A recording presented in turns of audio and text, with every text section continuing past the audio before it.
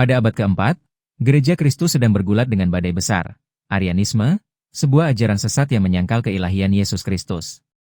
Sejak Konsili Nicea, tahun 325, ajaran ini terus menyebar, bahkan berhasil mempengaruhi banyak uskup, imam, dan umat.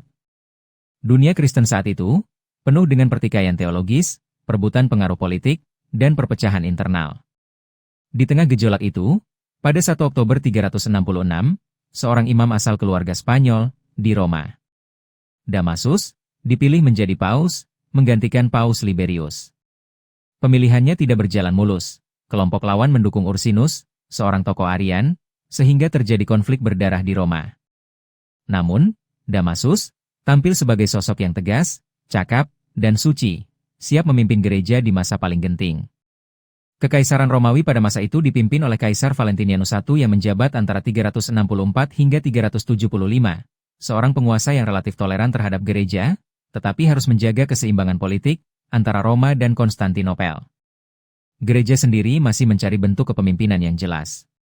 Pertanyaan besar muncul, siapakah yang berhak menjadi pemimpin tertinggi gereja? Damasus dengan berani menegaskan primat uskup Roma, yang kelak menjadi dasar supremasi paus. Pertikaian teologis bukan hanya soal iman, tetapi juga soal politik. Arianisme didukung oleh banyak penguasa, sementara ortodoksi Nicea diperjuangkan oleh tokoh-tokoh besar, seperti Santo Athanasius, Basilius dari Kaisarea, dan Gregorius dari Nazianz. Tokoh-tokoh penting di masa itu adalah Santo Hieronymus, yang menjabat sebagai sekretaris pribadi Paus Damasus, seorang cendekiawan, yang kemudian menerjemahkan kitab suci ke dalam bahasa Latin, Vulgata. Karya ini menjadi tonggak besar dalam sejarah gereja. Ursinus, lawan politik Damasus, pendukung Arianisme, yang berusaha menjelekkan nama baik Paus dengan tuduhan moral. Tuduhan ini akhirnya terbantahkan oleh pembuktian di Sinode Aquileia tahun 381. Felix II, Paus tandingan pada masa Liberius, yang ironisnya mendukung Damasus dalam konflik melawan Ursinus. Kaisar Valentinianus I, seorang penguasa Romawi, yang mengeluarkan edikta mendukung yurisdiksi uskup Roma atas wilayah-wilayah gereja.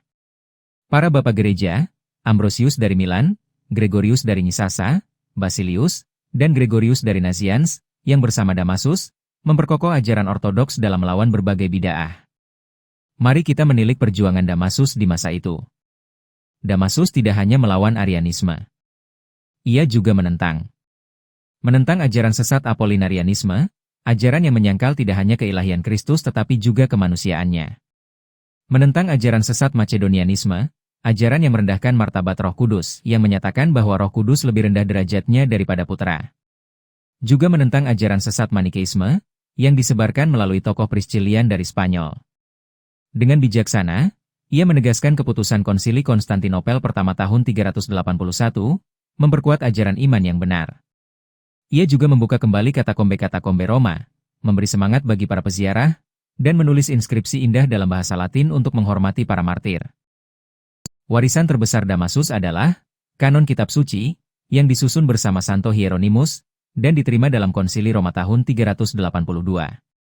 Daftar kitab ini menjadi dasar bagi kanon Alkitab Katolik yang kita kenal sekarang. Selain itu, ia memperjuangkan martabat rohaniwan, melarang mereka menindas janda dan yatim piatu, serta memperluas pengaruh gereja melalui Delegatus Apostolik pertama, Ascholius dari Tesalonika. Sebelum wafat pada tahun 384, Damasus meminta agar ia dimakamkan bukan di pekuburan Paus Callistus, melainkan bersama ibu dan saudarinya di sebuah gereja kecil di Via Ardeatina. Kini, relikuinya disemayamkan di gereja Santo Lorenzo in Damaso, yang ia dirikan sendiri. Santo Damasus adalah paus yang berdiri tegak di tengah badai. Ia bukan hanya seorang administrator gereja, tetapi juga seorang pengaku iman yang berani, seorang pujangga Latin, dan seorang pembela ortodoksi. Melalui kepemimpinannya, gereja semakin teguh dalam iman, semakin jelas dalam struktur, dan semakin kaya dalam warisan kitab suci.